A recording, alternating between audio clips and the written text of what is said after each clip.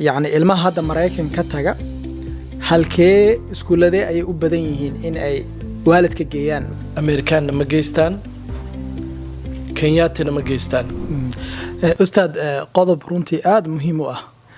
ayaa hadalkaaga laga baran karaa qodobkaasna waxa waaye waalidka ilmihiisa inuu waqti geliyo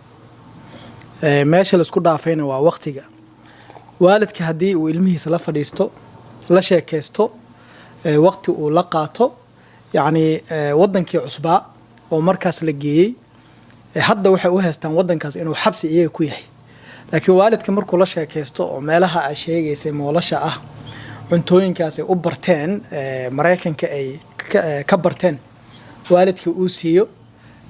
yani waxay arkayaan in mataqaana meesha la keenay wax badan ay ka fiican tahay meeshii ay ka yimaadeen tusaalayaasha aad sheegtay oo ah mataqaana meeshan waxaanu faa'iido ka helaynaa ko mataqaana waxaan ka helaynaa waxaas laba waxaan ka helaynaa saddex waxaan ka helaynaa yani waa muhiim ilmaha in loo sheego sababtana waxa weeyaan inaad adigi ilmihii isku same page ahaataan especially ilmaha markuu teenager yahay ama mataqaana ilmo ma garanaysaa weyn u yahay waxaa muhiim ah go'aankaaga adiga inaad marka hore adoo xataa go'aankaaga wata inaad ka bilowdid isaga inaad go'aankii la wadaagtay aad tiraahday ka waran hawsha hadaa sameeyno yani aniga faa'iidadaan aan ka helayaa Kenya hadii aan imaado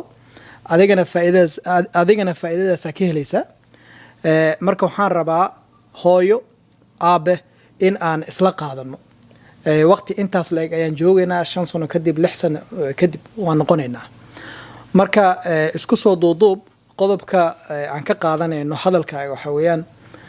ilmahaaga waqti gali macnaheeda ma aha wadan kala geysay macnaheeda ma aha inaad waqti galin waxa loo baahan yahay waqti inaad gelisid la fadhiisatid la sheekeysatid yani waxa adigu aad rabtid barnaamijka iyo projectiga adigu aad rabtid in aad ka dhaadhicin kartid ilmahaaga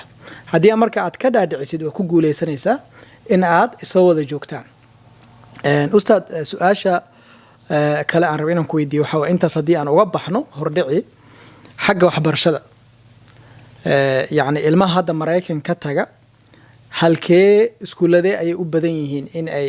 waalidka geeyaan taas waxaan rabaa wax yar in aad ka hadashid ما شاء الله وساشكت واي صدح اسم منهجها هرتو قبضا